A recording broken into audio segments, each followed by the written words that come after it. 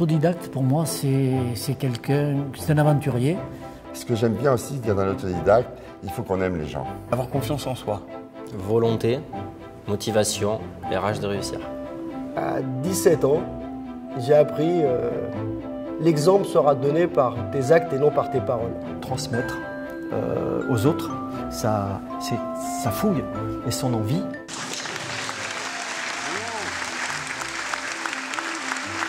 Je suis très heureux de présider cette 25e séance de la victoire des autodidactes. C'est la 25e année que Harvard promeut cet événement. Et si nous sommes heureux de le faire, c'est parce que un des objectifs de l'enseignement d'Harvard, c'est de promouvoir l'esprit d'entreprise. On a la chance d'avoir 6 parcours d'exception et on est heureux et optimiste parce qu'on voit que l'esprit d'entreprise est bien présent encore en France. Mazars accompagne depuis 2003 la victoire des autodidactes. 2 raisons à cela. D'abord, ça incarne un certain nombre des valeurs que nous défendons, des valeurs d'entrepreneuriat, des valeurs de courage, de ténacité, d'audace, qui sont des valeurs fondatrices de Mazars, de transmission aussi des entreprises. Et puis la deuxième raison, c'est que nous prenons chaque année beaucoup de plaisir dans les jurys régionaux. On découvre des parcours qui sont tout à fait en hommes, et puis surtout on découvre des personnalités et des hommes qui sont absolument passionnants. Chef d'entreprise, c'est un peu un virus. Je pense que l'autodidacte a cette faculté d'observer et puis d'être téméraire. D'accepter l'échec, d'être toujours passionné par son métier et de prendre toujours plaisir dans ce qu'on fait. Première chose, un autodidacte n'a pas fait d'études, mais c'est pas pour autant qu'il est inculte. Donc il faut se mettre à niveau, rattraper ce qu'on n'a pas fait.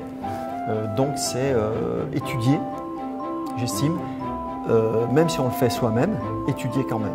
C'est motivant, puisqu'on voit que même avec un parcours qui n'est pas forcément exemplaire, on peut réussir à avoir une entreprise ou même à développer quelque chose dont on est fier, nous. Si un jeune qui veut se lancer en tant qu'autodidacte, il faut qu'il commence par connaître le marché, là où il veut aller. Et pour connaître le marché, c'est faire le terrain. Il faut être sur le terrain. C'est sur le terrain qu'il va apprendre. Et après, peut-être qu'il pourra prendre d'autres responsabilités dans la société. Mais ce sera un leader parce que lui connaîtra bien le marché et pas toujours ceux qui arriveront directement dans la société sans avoir fait cette phase de terrain. Je suis très fan de On avance par l'erreur. En fait, pour moi, je pense qu'on est quasiment obligé de faire des erreurs pour pouvoir avancer. Et que réellement, ceux qu'on ne font pas, c'est qu'ils n'avancent pas. Donc effectivement, on peut ne pas faire d'erreur, mais on n'avance pas. Il faut d'abord être à l'écoute, l'écoute des autres, et écoute des autres qui savent, puisqu'un autodidacte il ne sait pas forcément. Donc il faut être en même temps, avoir une grande perspicacité, et il faut être capable de décision.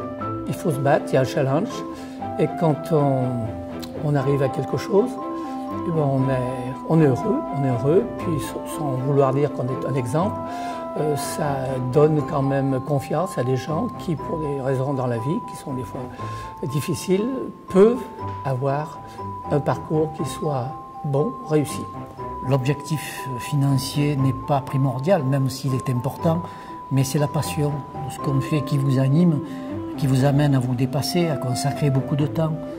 De devises, oui, que de temps en temps je remémore. Il y en a une qui est du Père Fourier qui dit « Ne nuire à personne et être utile à tous ». Et une de Saint François d'Assise qui dit que les paroles se taisent et que les actions parlent.